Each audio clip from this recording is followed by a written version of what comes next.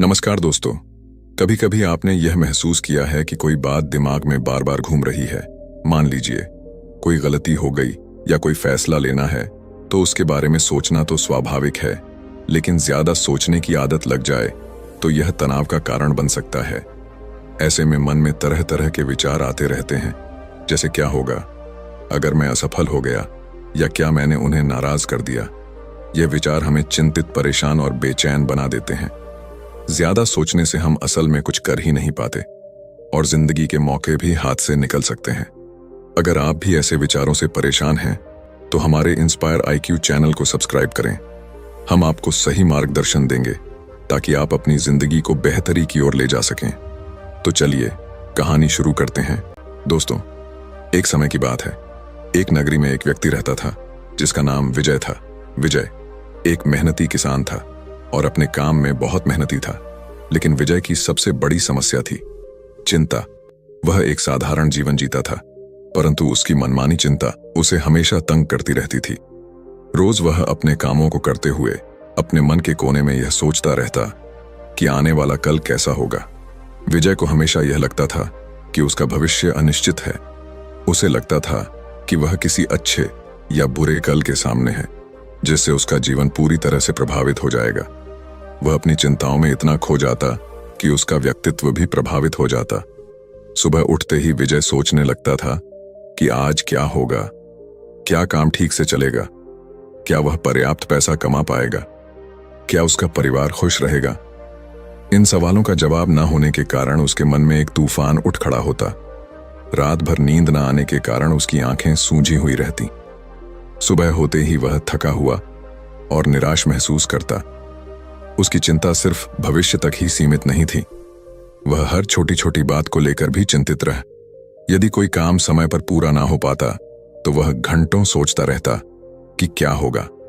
इसका बुरा परिणाम, इस चिंता के कारण वह जीवन का आनंद नहीं ले पाता था।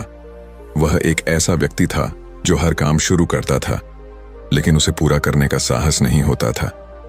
डर का साया उसके पीछे हमेशा बना रहता था, जो उसे बीच में ही हार मानने पर मजबूर कर देता था। यह डर केवल असफलता का ही नहीं था, बल्कि अपने और अपने परिवार के भविष्य को लेकर भी था। हर रोज रात को सोने से पहले उसके मन में अनेक प्रश्न उठते थे। क्या मैं अपने बच्चों को एक अच्छा जीवन दे पाऊंगा? क्या मैं उनका पालन पोषण ठीक से कर पाऊंगा? क्या मेरे बाद उनका क्या होगा? ये चिंताएं उसे रातों रात जगाए रखती थीं। उसके माथे पर चिंता की गहरी रेखाएं उभर आई थीं और उसकी आंखों में हमेशा एक उदासी छाई रहती थी। वह सोचता था कि काश वह कुछ ऐसा कर पाता जिससे उसका भविष्य और उसके परिवार का भविष्य सुरक्षित हो जाता। उसने कई बार नौकरी बदलने की कोशिश की, लेकिन हर बार असफलता का सामना करना पड़ा। धीरे धीरे उसकी आत्मविश्वास कम होने लगा और हताशा उसे घेरने लगी। इस चिंता के समाधान की तलाश में वह कई ज्ञानियों से मिला। उसने प्रसिद्ध आश्चर्य विद्वानों और संतों की शरण ली, उनसे बातें की, अपनी चिंता का कारण बताया और समाधान की भीख मांगी। लेकिन किसी भी ज्ञानी, आर्ष या संत ने उसकी चिंता का समाधान नहीं बता पाया। सभी ने उसे धैर्य रखने और भगवान पर भरोसा करने की सलाह दी। निराश होकर वह अपने मित्रों और सगे संबंधियों से भी इस बारे में बात करने लगा। कई लोगों ने उसे सलाह दी कि वह अपना धन किसी सुरक्षित जगह पर निवेश करे ताकि उसे मुनाफा मिल सके। कुछ लोगों ने कहा कि उसके ग्रह नक्षत्र ठीक नहीं चल रहे हैं और उसे ज्योतिषी से सलाह लेनी चाहिए। कुछ अन्य लोगों ने कहा कि उसके कर्मों में ही कोई कमी है और उसे अच्छे कर्म करने चाहिए। लेकिन सारे नुस्खे, हिदायतें और सलाह को बखूबी निभाने के बाद भी उसके नाम में अजीब सी बेचैनी थी। एक दिन उसे इतनी परेशानी में देख उसके एक मित्र ने उसे एक बौद्ध भिक्षु के बारे में बताया। उस मित्र ने कहा कि जो कोई भी उन बौद्ध भिक्षु से मिलने जाता है वे उसकी समस्या का समाधान अवश्य ही करते हैं, चाहे समस्या कितनी ही बड़ी क्यों ना हो। उनके समझाने का तरीका थोड़ा अलग होता है। वे अपनी बातों को कुछ अनोखे ढंग से समझाते हैं। बहुत खुश हुआ। उसे लगा कि हाँ, अब वही साधु बाबा उसकी समस्या का समाधान बता सकते हैं। उत्सुकता से वह व्यक्ति तुरंत बौद्ध भिक्षु के आश्रम की ओर चल पड़ा। आश्रम एक शांत और सुंदर स्थान पर स्थित था। चारों ओर ऊंचे पेड़ों से घिरा हुआ था जैसे ही वह आश्रम के द्वार पर पहुंचा, उसने एक शांत और पवित्र वातावरण महसूस किया। उसने धीरे से दरवाजा खटखटाया और अंदर प्रवेश किया। वह बौद्ध भिक्षु एक बैठने स्थान पर बैठकर ध्यान कर रहे थे। जैसे ही विजय प्रवेश करता है, वह बौद्ध भिक्षु आंखें खोलकर विजय की ओर देखते हैं। तभी विजय जाकर वह उन बौद्ध भिक्षु से कहता है, हे महाराज, मैंने आपके बारे में बहुत सुना है। लोग आपकी प्रशंसा करते थकते नहीं। मैंने यह भी सुना है कि जो भी आपके पास अपनी समस्या लेकर आता है, आप उसका समाधान उसे अवश्य देते हैं। हे महाराज, मेरी हाथ जोड़कर आपसे एक विनती है। मेरी भी एक समस्या है। मुझे अपने आने वाले कल की चिंता है। मैं चाहता हूं कि मेरे बच्चे और परिवार सुरक्षित रहे और उनका भविष्य सुरक्षित हो। मैं अपने भविष्य की चिंताओं में अपना सारा समय गुजार देता हूं। मुझे बहुत डर लगता है। भविष्य के बारे में सोच सोचकर मेरे मन में अनेक प्रश्न उठते थे। क्या मैं अपने बच्चों को एक अच्छा जीवन दे पाऊंगा? क्या मैं उनका पालन पोषण ठीक से कर पाऊंगा? मेरे बाद उनका क्या होगा? यह चिंताएं मुझे रातों रात जगाए रखती हैं। अगर आप उसका समाधान कर देंगे तो आप जो चाहेंगे मैं आपको वो देने को तैयार, फिर भले ही मुझे बाजार से कर्ज क्यों ना लेना पड़े। विजय की बात सुनकर वह बौद्ध भिक्षु मुस्कुराते हैं और कहते हैं, बेटा, धन दौलत से मेरे मन को कोई संतोष नहीं मिलता। मुझे यह सारी चीजें नहीं चाहिए। मैं तुम्हारी समस्या का हल तभी निकाल सकता हूं जब तुम मेरी बातों पर गंभीरता से ध्यान दो। जब तक तुम मुझ पर भरोसा नहीं करोगे, मेरी मदद भी तुम्हारे काम नहीं आ सकती। अगर तुम्हें मुझे कुछ देना ही है तो मैं तुम्हारा समय चाहता हूं। क्या तुम मेरे लिए समय निकाल सकते हो ताकि मैं तुम्हें समझा पाऊं कि तुम क्या गलती कर रहे हो? यह सुनते ही विजय की आंखों में जो आशा की किरण चमक उठी और वह तुरंत ही बौद्ध भिक्षु से बोला, जी गुरुजी, मैं आपको अपना समय देने के लिए तैयार हूं। आप जो कहेंगे मैं वह करूंगा। बस मेरी समस्या का समाधान न दे दीजिए। बौद्ध भिक्षु विजय की निश्चित दृढ़ता को देखकर प्रसन्न हुए और उसे कहा कि बेटा, मुझे तुम्हारे 7 दिन का समय चाहिए और इन 7 दिन में तुम मेरे इस आश्रम में रहना होगा। जैसा मैं कहूं ठीक वैसा ही करना होगा। क्या तुम तैयार हो? युवक थोड़ा सोच में पड़ गया। उसके दिमाग में यह ख्याल आया कि अगर वह 7 दिन तक बौद्ध भिक्षु के साथ रहेगा तो उसका काम कैसे चलेगा, उसके घर के खर्चे कैसे पूरे होंगे, और सबसे जरूरी बात, उसकी पत्नी यह सुनकर क्या कहेगी। लेकिन उसे समाधान भी चाहिए था। आदमी ने सोचा, अगर मैं अपनी पत्नी से कहूं कि मुझे अपनी समस्या का समाधान ढूंढकर बेहतर इंसान बनना है और इसके लिए मुझे 7 दिन इन बौद्ध भिक्षुओं के साथ रहना होगा, तो अवश्य ही उसकी पत्नी उसे बौद्ध भिक्षु के साथ रहने की इजाजत देगी। और वैसे भी मेरी जिंदगी से बस 7 दिन ही तो है। लेकिन अगर मैं इस समस्या का समाधान नहीं ढूंढ पाया तो यह चिंता मुझे जीवन भर परेशान करेगी। उसने सोचा कि वह इस समस्या का समाधान ढूंढने के लिए 7 दिन समर्पित कर सकता है। काफी सोच विचार के बाद वह बौद्ध भिक्षु से कहा, ठीक है गुरुजी, मैं आपको 7 दिन देने के लिए तैयार हूं, लेकिन इसके पहले उसे अपनी पत्नी को यह सब बताना होगा ताकि वह परेशान ना हो। इस पर बौद्ध भिक्षु कहते हैं, जरूर बेटा, तुम मुझे कल इसी जगह पाओगे। घर लौटकर पति ने अपनी पत्नी को सारी बात बताई। पत्नी को सुनकर दुख हुआ, लेकिन वह अपने पति के प्यार और उसे हो रही तकलीफ को समझ गई। उसने अपने पति को हौसला दिया और कहा, चिंता मत करो, मैं तुम्हारे साथ हूं। अगले दिन बद्ध भिक्षु ने उस व्यक्ति से कहा, आज से 7 दिन तक तुम्हें एक भिक्षु की तरह जीवन जीना होगा। तुम्हें उनके जैसे कपड़े पहनने होंगे, आश्रम में उनकी तरह सफाई करनी होगी और भिक्षा के लिए गांव में जाकर भोजन लाना होगा। लेकिन एक बात का ध्यान रखना, हर काम करने से पहले अपने मन में यह विचार करना होगा कि यह काम कैसा होगा, क्या मैं इसे पूरा कर पाऊंगा? अगर हां तो कितनी बखूबी से, और यह काम खत्म होने के बाद क्या परिणाम होगा, यह सोचकर ही हर काम करना होगा। व्यक्ति थोड़ा घबरा हुआ था। भिक्षु का जीवन बिल्कुल नया अनुभव था, लेकिन विजय ने बौद्ध भिक्षु की बातों को स्वीकार कर लिया। उसे लगा यह 7 दिन आसानी से कट जाएंगे। आखिर थोड़े कपड़े धोने, झाड़ू लगाने और भिक्षा मांगने में क्या है। वह मन ही मन सोच रहा था कि यह तो रोजमर्रा के काम है जिन्हें मैं वैसे भी घर पर करता हूं, इसमें क्या मुश्किल है। उसने आश्रम के वस्त्र पहने, झाड़ू उठाया और आश्रम की सफाई शुरू करने के लिए तैयार हो गया। उसने अपने मन में बौद्ध भिक्षु के शब्दों को दोहराया। उसने सोचा, यह झाड़ू लगाना कितना कठिन है। बिल्कुल नहीं, क्या मैं इसे पूरा कर सकता हूँ? हाँ, आसानी से। मैं इसे और भी बेहतर कैसे कर सकता हूँ? धीरे से और ध्यान से झाड़ू लगाकर यह सुनिश्चित करते हुए कि कोई कोना न छूटे। इस काम को पूरा करने का क्या परिणाम होगा? आश्रम स्वच्छ होगा और रहने में अच्छा लगेगा। और फिर उसने आश्रम की सफाई शुरू कर दी। जब सब्जियां काटने का समय आया, विजय ने गुरुजी के कहे अनुसार मन में विचार किया कि यह काम कैसा होगा और इसका क्या परिणाम होगा। कुछ देर सोचने के बाद उसने यह यकीन बिठाया कि यह काम आसान होगा। वह अपने घर में भी अक्सर सब्जियां काटता था और उसे लगा कि इसमें ज्यादा मुश्किल नहीं है। उसने सोचा कि थोड़ी मेहनत और सावधानी से सब्जियां काटने से सबको खुश करना संभव होगा। इस काम के बाद वह आश्रम के रसोई में मदद करने का आनंद लेगा, जिससे सबको समय पर और स्वादिष्ट भोजन मिल सकेगा। विजय को यह अवसर अन्यों की सेवा करने का एक सुंदर मौका प्रदान करेगा और उसे खुशी होगी कि उसने इस काम में योगदान दिया। जब भिक्षा मांगने का समय आया तो विजय ने मन में सोचा कि कैसा होगा भिक्षा मांगना। उसने खुद से पूछा कि क्या यह कठिन होगा। फिर विजय ने सोचा कि भिक्षा मांगने में क्या कठिनाई है। मैं पैसे नहीं मांग रहा, बस एक रोटी या थोड़ा अनाज। मुझे उम्मीद है कि लोग दया दिखाएंगे और मुझे कुछ न कुछ जरूर देंगे। क्या यह मुश्किल होगा? वह खुद को जवाब देता है, मुझे नहीं लगता। मैं विनम्रता से भिक्षा मांगूंगा और लोगों से सम्मानपूर्वक बात करूंगा तो मुझे लगता है कि वे मेरी मदद करेंगे। विजय ने आशा की कि वह पर्याप्त भोजन प्राप्त करेगा और आश्रम के लिए भोजन ला पाएगा। उसे लगा कि यह एक अच्छा अनुभव होगा। पहला दिन तो ठीक ठाक गुजरा। उसने आश्रम के वस्त्र पहने, आश्रम की साफ सफाई में हाथ बटा और आसपास के घरों से भिक्षा मांगकर लाया। सब्जियां काटकर उसने रसोई में भी मदद की।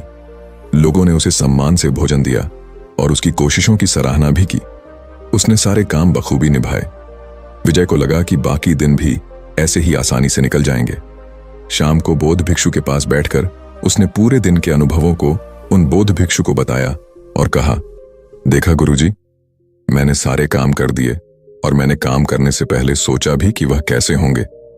बौद्ध भिक्षु ने मुस्कुराते हुए कहते हैं, बहुत अच्छे, लेकिन याद रखना, जैसा कि अक्सर होता है, जिंदगी हमारी उम्मीदों से थोड़ी अलग चलती है। हर दिन एक जैसा नहीं होता। कल शायद परिस्थिति अलग हो और ऐसा ही कुछ अगले दिन से विजय के साथ होने लगा। अगले ही दिन दिक्कतें शुरू हो गईं। भिक्षा मांगते समय एक घरवाली ने उसे डांट दिया, यह कहते हुए कि वह आलसी है और काम करने के बजाय भीख मांग रहा है। विजय को यह बात चुभ गई। उसने मन ही मन सोचा कि वह तो गुरु के आदेश का पालन कर रहा है, फिर भी उसे अपमान सहना पड़ रहा है। फिर एक दिन आश्रम में सब्जियां काटते समय विजय का हाथ कट उसे गुस्सा आया कि इतना आसान काम भी वह ठीक से नहीं कर पाया। ऊपर से रात के भोजन में भी सिर्फ रोटी और दाल थी। ऐसा सोचते हुए विजय ने आश्रम में झाड़ू लगाना शुरू किया।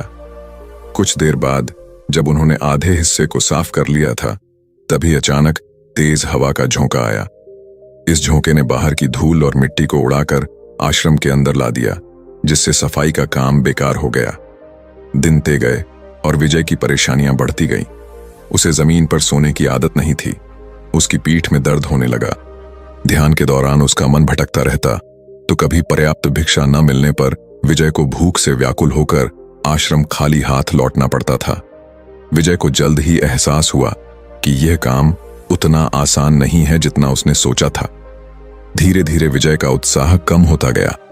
उसने सोचा था यह 7 दिन आसान होंगे, लेकिन असल में यह काफी मुश्किल भरे निकले। हर रात सोने से पहले वह सोचता था कि यह 7 दिन कब खत्म होंगे। उसने सोचा अगले 7 दिन तो बहुत मुश्किल से कटेंगे। उसने बौद्ध भिक्षु को अपनी परेशानी बताई। उसने कहा, गुरुजी, आपने जैसा कहा मैं वैसा ही करने की कोशिश कर रहा हूं। मैं हर काम से पहले सोचता हूं कि वह काम कैसा होगा, उसका परिणाम कैसा होगा, पर हर काम में मुझे रुकावट आ रही और दिन ब दिन यह सब बढ़ते जा रहा है और मेरे कोई भी परिणाम वैसा नहीं होता जैसा मैंने उस काम को शुरू करने से पहले सोचा था। मैं क्या करूं, आप ही बताइए। मेरे 7 दिनों में से 4 दिन तो यूं ही कठिना में गुजर गए हैं। बौद्ध भिक्षु ने शांत स्वर में कहा, बेटा चिंता मत करो, मैंने यह सब तुम्हें इसलिए करने के लिए कहा था ताकि तुम समझ पाओ कि ऐसा ही तुम अपने जीवन में भी करते आए हो। तुम इससे पहले अपने जीवन में हर काम को शुरू करने से पहले उसके परिणाम क्या होंगे यह सोचने में अधिकतर समय बिता देते थे। भविष्य में यह कैसा होगा या यह कैसा होना चाहिए। भविष्य में तुम्हारे पास कितना पैसा होगा, या फिर पैसा नहीं हुआ तो क्या होगा, कि अगले साल बारिश नहीं आई तो फसल कैसे उगेगी, या तुम मर गए तो क्या होगा। और इसी कारण तुम वर्तमान में कोई काम नहीं कर पाते थे। लेकिन असली बात तो यह है कि वर्तमान ही तुम्हारा भविष्य बनाता और बिगाड़ है, और तुम तो उन भविष्य के भूतों के बारे में सोचकर डर रहे हो जो असल में तुम्हारे हाथ है ही नहीं। मुझे बताओ, क्या तुम्हारी मृत्यु तुम्हारे हाथ में है? विजय उन बौद्ध भिक्षु से कहता है। नहीं गुरुजी। बौद्ध भिक्षु विजय से फिर पूछते हैं, क्या बारिश के ज्यादा या कम गिरना तुम्हारे हाथ में है? विजय बौद्ध भिक्षु से फिर से कहता है, नहीं गुरुजी। गुरुजी आगे कहते हैं, तो क्या यह सही नहीं होगा कि तुम उन काल्पनिक भविष्य के डर से भरे हुए भूतों के बारे में सोचना छोड़ के तुम अपने उस सुनहरे भविष्य के बारे में अभी इसी वक्त क्या कर सकते हो वह करो। विजय गुरुजी के इस ज्ञान को समझते हुए बड़े ही गंभीर तरीके से बातों को अपने अंदर सोखता है और कुछ देर शांत रहने के बाद गुरुजी से पूछे, तो क्या गुरुजी आप यह कह रहे हो कि मैं भविष्य के बारे में सोचना छोड़ दूं, कोई लक्ष्य ना रखूं अपने जीवन में? ऐसे तो मेरे जीवन का कोई अर्थ नहीं रह जाएगा। इस पर वह बौद्ध भिक्षु जोर से हंसते हुए कहते हैं, बेटा यह तो बेवकूफी होगी। अगर तुम लक्ष्य ही नहीं रखोगे अपने जीवन में तो तुम्हें कैसे पता चलेगा कि किस दिशा में अपने कार्य करने हैं, किन जगहों पर अपनी शक्ति खर्च करनी है। आगे वह बौद्ध भिक्षु कहते हैं कि इस दुनिया में हर किसी को भविष्य के बारे में सोचना चाहिए, लेकिन यह भी याद रखो कि भविष्य के बारे में तुम सिर्फ इसलिए सोच रहे हो ताकि तुम अपनी दिशा तय कर सको, एक लक्ष्य बना सको, ताकि तुम्हें पता हो कि तुम्हें कहां जाना है या क्या बनना है। लेकिन अगर तुम बस उसी के बारे में सोचते रहने की भूल करोगे और वर्तमान में उस लक्ष्य को पाने के लिए कुछ भी नहीं करोगे तो तुम्हारे जीवन में निराशा और दुख के सिवाय कुछ नहीं बचेगा। और इसीलिए अब से तुम्हारे 7 दिनों में से बाकी के 3 दिन तुम हर काम अब इस नए ज्ञान को ध्यान में रखते हुए करना। अब से तुम्हें कोई भी काम करने से पहले बस अंतिम परिणाम तय करना है और उसके बाद उस लक्ष्य तक पहुंचने के लिए जो भी करना पड़ेगा तुम्हें वह करना है। जैसे कि अगर कोई तुम्हें भला बुरा कह रहा है तो तुम्हें अपने मन को शांत करके यह समझना है कि लोग खुद भी परेशान होते हैं अपनी जिंदगी में। वह इतने गुस्सा बस तुम्हें देखकर नहीं हुए हैं। उन्हें माफ करो ताकि वह तुम्हारे मन को तंग ना सके और तुम किसी और इंसान के पास जाओ भिक्षा लाने, या कभी प्राकृतिक तौर पर तुम्हारे लिए कुछ बुरा होता है जैसे कि हवा के तेज झोंके से मिट्टी आना और तुम्हारे सारे झाड़ू मारने की मेहनत पर फैल जाना, तो इस वक्त तुम हार ना मानकर अपने ने लक्ष्य को पूरा करने के लिए जो भी बन सकता है तुम्हें करना है। जरा सोचो क्या हो जाएगा अगर तुम्हें और एक बार झाड़ू मारना पड़े। क्या तुम पतले हो जाओगे? क्या तुम मर जाओगे? क्या सिर्फ एक हवा का झोंका ही तुम्हें रुलाने या परेशान करने के लिए काफी है? झाड़ू उठाओ और फिर से मेहनत करो, क्योंकि बेटा सिर्फ एक चीज है जो हमारे भविष्य को सुरक्षित कर सकती है, और वो है उस भविष्य को पूरा करने के लिए वर्तमान में की गई मेहनत। आगे गुरुजी विजय की आंखों में देखकर धीरे से कहते हैं, और मजे की बात तो यह है कि इसी नियम का इस्तेमाल तुम अपने जीवन की कठिनाइयों को भी दूर करने के लिए इस्तेमाल कर सकते हो। तुम्हें अपने परिवार का भविष्य सुखद बनाना था, ना इसी परेशानी को हल करने आए थे ना तुम मेरे पास। विजय बड़े ही दुख भरे आवाज में कहता है, जी गुरुजी, मुझे अपने परिवार के भविष्य की बहुत चिंता है। गुरुजी कहते हैं, तो इसका मतलब तुम्हें अपना लक्ष्य पता है। बस अब तुम्हें वर्तमान में जो भी करना पड़े वह करना है। उसे पूरा करने के लिए अपने काम में दुगनी मेहनत दो। बस भविष्य के सोचते रहने से वह कभी नहीं बदलेगा। विजय को अपने विचारों में एक अजीब सी स्पष्टता का अनुभव होता है। कुछ देर शांत बैठकर उसने जो कुछ भी सीखा था उसी से याद रखने का संकल्प लिया। फिर बौद्ध भिक्षु से बोला, गुरुजी, अब मुझे सब समझ में आ गया है। मुझे लगता है कि बाकी के 3 दिन मैं आपके निर्देशों का पालन करूंगा। अब जब मेरे सामने कोई बाधा आएगी तो मैं उसे पार कर लक्ष्य तक पहुंचना कि बेकार के सवालों में उलझ कर अपना समय बर्बाद करूंगा। बद्ध भिक्षु विजय की दृढ़ता से मुस्कुराए। उन्होंने कहा, बहुत अच्छा विजय, यही वह भावना है जो तुम्हें सफलता की ओर ले जाएगी। बौद्ध भिक्षु की सलाह को ध्यान में रखते हुए विजय ने अगले 3 दिन बिताए। रास्ते में वाकई कई कठिनाइयां आईं। कभी हार मानने का मन होता, कभी रास्ता भटकने का डर लगता, परंतु उसने गुरुजी के शब्दों को याद रखा।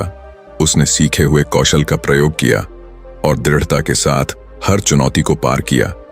धीरे धीरे विजय को एहसास हुआ कि भविष्य की चिंता करना व्यर्थ है। जो करना है अब भी करना है। लक्ष्य तक पहुंचने के लिए हर पल को सही से इस्तेमाल करना चाहिए। गुरुजी को प्रणाम करते हुए विजय ने कहा, गुरुजी, आपका बहुत बहुत धन्यवाद। आपकी सीख ने मुझे भविष्य की फिक्र से मुक्त कर दिया है। अब मैं जानता हूं कि वर्तमान में जीना ही सबसे महत्वपूर्ण है। विजय ने गुरुजी को अलविदा कहा और वापस अपने जीवन की ओर चल पड़ा। 3 दिन बाद जब विजय वापस घर लौटा तो वह पहले से बिल्कुल अलग इंसान था। उसके चेहरे पर एक शांति थी जो पहले कभी नहीं देखी थी। अब वह हर पल का आनंद लेने के लिए तैयार था। दोस्तों, आपने आज के इस वीडियो से क्या सीखा वह मुझे आप कमेंट में बता सकते हैं। इसी के साथ में उम्मीद है कि आपको आज की वीडियो पसंद आई होगी, तो इस वीडियो को उस इंसान को शेयर करें जिससे यह कहानी सुनने की जरूरत है, और उसी के ठीक बाद चैनल को सब्सक्राइब करें। तो चलिए फिर मिलते हैं ऐसी एक और नई वीडियो में एक नए मैसेज के साथ। तब तक के लिए अपना ख्याल रखें। धन्यवाद और नमो बुद्धाय।